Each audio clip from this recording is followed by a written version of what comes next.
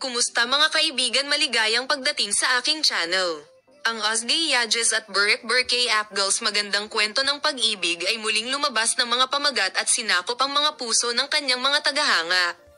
Dahil ang muling pagsasama ng mag-asawa, na interesado sa malalim na bono at kimika ng magic ay patuloy na nakakaakit ng lahat.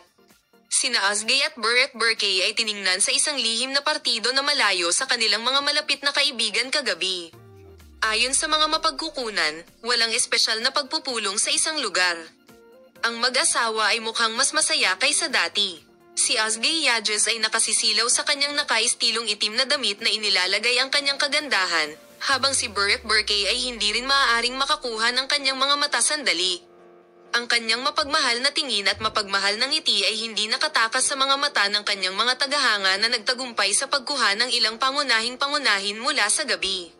Maraming mga tao ang nag-iisip na ang mag-asawa ay hindi lamang nasisiyahan sa pagbugol ng oras ng magkasama, ngunit plano din ng isang bagay na malaki sa lalong madaling panahon. Ang haka-haka ni na Ozzy at Burek Burkay ay tumataas na maaari itong maging handa para sa isang romantikong pag-anunsyo ng kasal at kahit na isang bagong proyekto ng magkasama. Hindi ko alam, pagkatapos ng mga biyahe sa Greece at matapang na mga photoshoots, ang mga tagahanga ay mausisa na naghihintay na gawin ito ng mag-asawa. Ang paghanga ni Burek para sa Ozzy sa gabi ay nagpapakita na ang kanyang pag-ibig ay mas malakas kaysa dati.